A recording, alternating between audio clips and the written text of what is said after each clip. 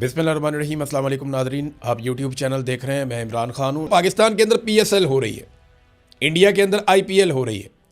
मैंने दोनों के मुनाज़रे निकाल कर देखे तो पाकिस्तान में स्टैंड्स खाली पड़े हैं कि जनाब हमने PSL करवानी है, सिर्फ अपने चंद VIPs को ला के उनको मौजे करवा देते हैं और आवाम के लिए PSL के दरवाजे बंद किए हुए हैं कि अवाम क्रिकेट देखने नहीं आ सकते। रीज़न ये नहीं है कि पेट्रोल ये बचा रहे हैं। पेट्रोल बचाना होता तो ये 50-50 गाड़ियों के काफ़िलों में ट्रैवल करते। इन्होंने पैसा बचाना होता तो ये अय्याशी वाले 11-11 अरब के जहाज़ खरीदते। इन्होंने पैसा बचाना होता तो ये MNAs को जो इन्होंने इतने बड़े बड़े फंड्स दे दिए हैं वो फंड ही वापस ले लेते।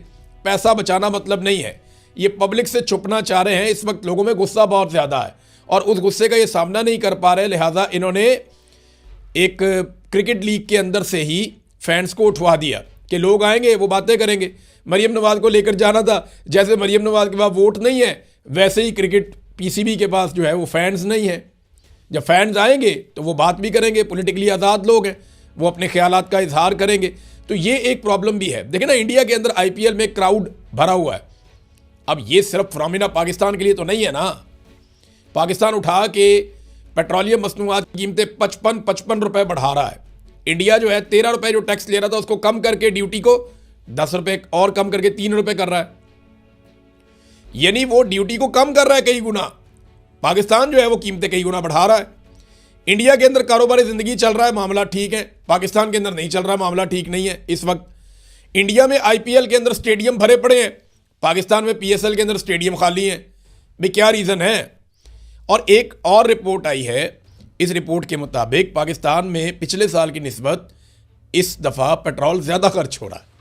भाई अच्छी आपने कफ़ायत जारी शुरू की है, स्कूल बंद कर दिए कि जनाब पेट्रोल बचाना है, वो पेट्रोल पिछले साल से ज़्यादा खर्च हो रहा है।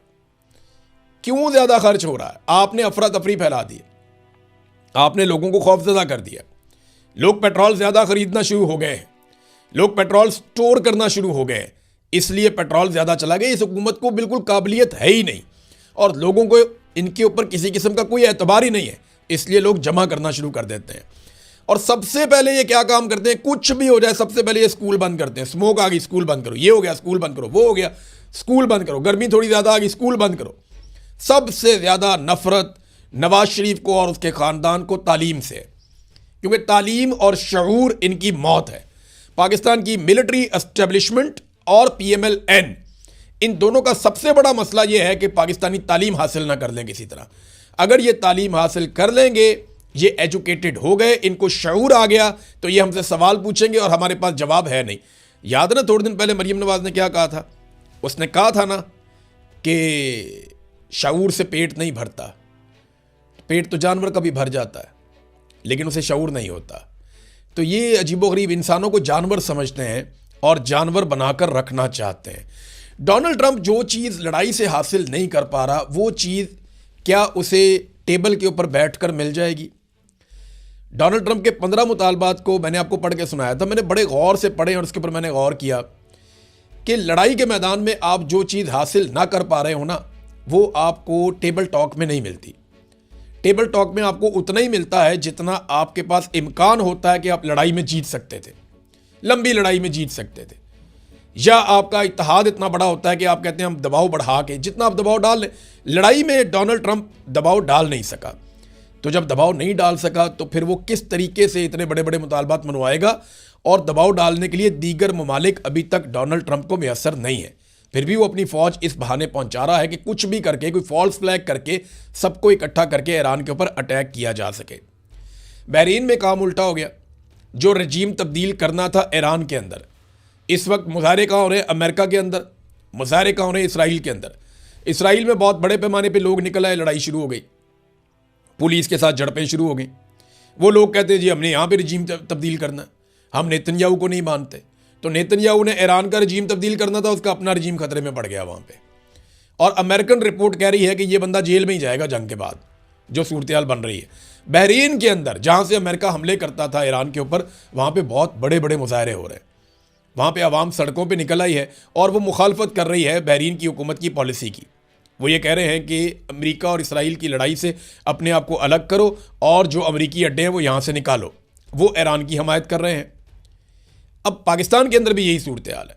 पाकिस्तान में भी ईरान की हमायत ज़्यादा है। बाकी जो अरब ममालिक हैं वहाँ पे जब आप मुकाबला करते हैं ना ईरान का मुसलमान मुल्कों के साथ, तो शायद ईरान की हमायत कम होगी, लेकिन जब आप मुवाजना करते हैं ईरान का इसराइल और अमेरिका के साथ, तो सबकी हमायत ईरान के साथ ऑटोमेटिकली चली जाती है।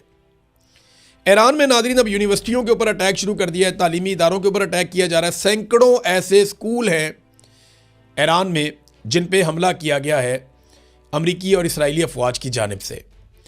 अब इसमें जो है वो अमरीकी क़यादत को एक वार्निंग जारी की गई है ईरानी फ़ौज की जानिब से। उन्होंने कहा जी कि काबिज़ अफवाज ने तेहरान में university of science and technology पर बमबारी करके एक बार फिर ईरानी यूनिवर्सिटियों को निशाना बनाया है। वाइट हाउस के हुक्मरान जान लें कि अब मगरबी एशिया में मौजूद काबिज़ हुकूमत की तमाम यूनिवर्सिटियाँ और अमरीकी यूनिवर्सिटियाँ जायज़ अहदाफ तसव्वुर की जाएंगी, यानी इसराइल और अमेरिका की तमाम यूनिवर्सिटियाँ जायज़ अहदाफ हैं। जब तक कि तबाहशुदा ईरानी यूनिवर्सिटियों के बदले में उनकी 2 यूनिवर्सिटियों को जवाबी कार्रवाई का निशाना नहीं बना लिया जाता, हम ये करेंगे। अब अंदाज़ा करें कि ईरान ने जो कुछ उसके साथ हुआ ना उसका उतना ही उसने जवाब दिया। उसने कहा जी आपने हमारी यूनिवर्सिटियाँ तबाह की, अब हम आपकी यूनिवर्सिटियाँ तबाह करेंगे और इस खित्ते में आपकी यूनिवर्सिटियाँ मौजूद हैं, आपकी इन्वेस्टमेंट है यहाँ पे और आपके तालीमी इदारे, अब हम उनको तबाह कर देंगे। नाज़रीन दूसरी जानिब हिज़्बुल्लाह ने और हौसियों ने हमले बहुत तेज़ कर दिए और बहुत सारे टैंक इसराइल के तबाह कर दिए हैं। इसराइल के ऊपर एक के बाद एक यलगार की जा रही है। तो ये ईरान के साथ साथ अब वो भी अटैक कर रहे हैं। ईरान ने बड़े खौफनाक हमले किए हैं गुज़िश्ता 24 से 36 घंटों में और ये लड़ाई कम होने की बजाय बढ़ती हुई दिखाई दे रही है। ये बात मुझे दुरुस्त नज़र आती है कि अगले 8-10 दिन बहुत इंपॉर्टेंट हैं। अगर 6 तारीख तक इस लड़ाई को समेट के बंद कर दिया गया तो बहुत अच्छी बात है, लेकिन अगर ये लड़ाई फैल गई और मज़ीद हमायती सामने आ गए दोनों जानिब से, तो ये लड़ाई फिर किसी और सिमत चली जाएगी, खुदा न खास्ता, जिसका खुमियाजा पूरी दुनिया को भुगतना पड़ेगा। क्योंकि इस वक्त एक और ख़बर ये आई है कि ईरान जो है वो आलमी जौहरी मुआहदे से निकलने पर गौर कर रहा है और उसकी वजह जो ईरान ने बताई है उनके अपने मीडिया के ज़रिए वो ये है कि ये जो IAEA के लोग आते हैं एटमी असासों के हवाले से चेक करने के लिए, ये जासूसी करते हैं जिसका ईरान को नुकसान हो रहा है और ईरान इस वजह से क्योंकि हालत जंग में है तो इस जौहरी मुआहदे से बाहर निकल सकता है।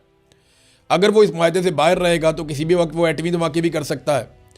तो ये भी एक ख़तरे की घंटी है जो पूरी दुनिया के लिए बज रही है।